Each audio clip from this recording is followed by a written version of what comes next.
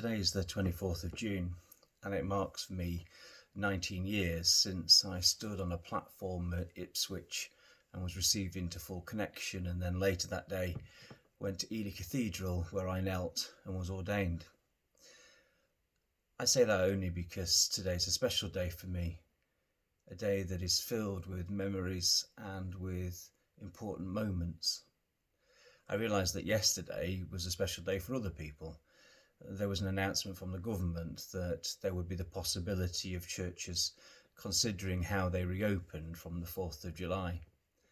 I realise as I talk to different people that this is met with mixed emotions. For some there's a sense of excitement, a sense of a return to the places that matter, the chance to gather with those people who were part of our communities. For others it creates a sense of anxiety. How will we do everything that we need to do to make the spaces that we have safe for others? And yet, even more than that, there are other questions. Is this the right time to return? Have we considered all the things that we need to consider, not just practically, not just about running the taps and checking for legionnaires or making sure that our surfaces are clean, but have we considered properly what it means to be the church? What have we learned through this process this last 3 months that have helped us reflect on what it means to be the people of God, when we've not been able to gather physically together, but have somehow sought to be faithful together in different ways? There will be very different expectations from different people.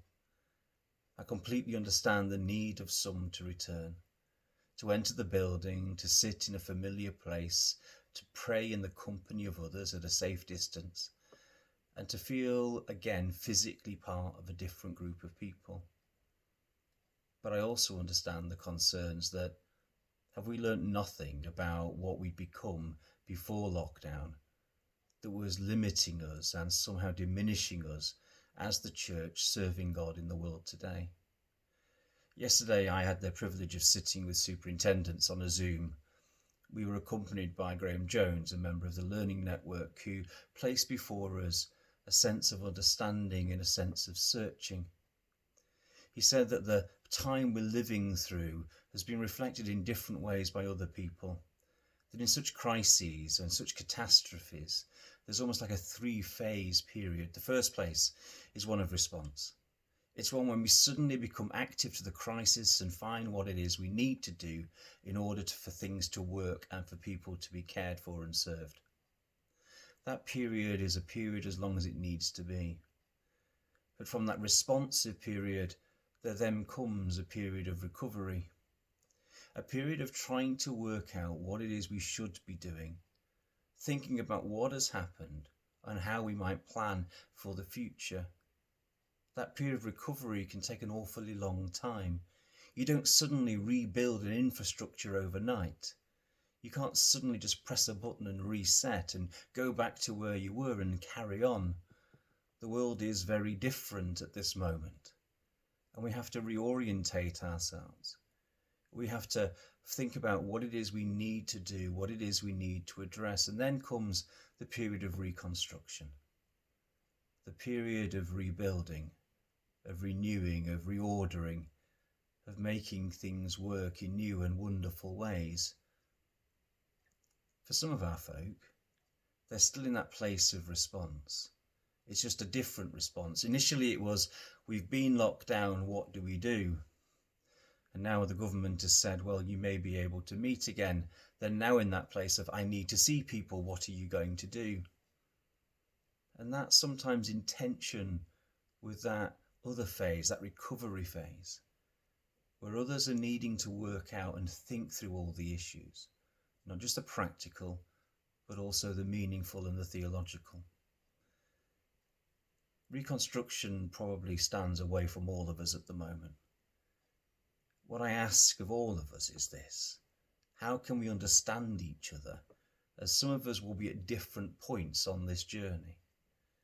It may be that some of our churches cannot and should not reopen soon, and that may still feel hard, but it may be the right thing in order to let the right questions be asked and the right decisions be made by people who understand what it is that we wish to do next. It may be that some of our churches can reopen, that they can meet a very particular need in this time, but still, there are important questions even before doing that. Questions about why are we reopening? For whom are we reopening? And in reopening, what are we seeking to do? I know there will be for some excitement and for others anxiety from the announcement of the government.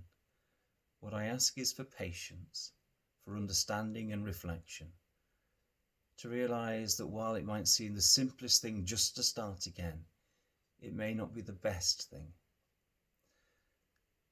I do hope and pray that each of us will have the chance and opportunity to continue to think through the things that are affecting us and changing us at this time.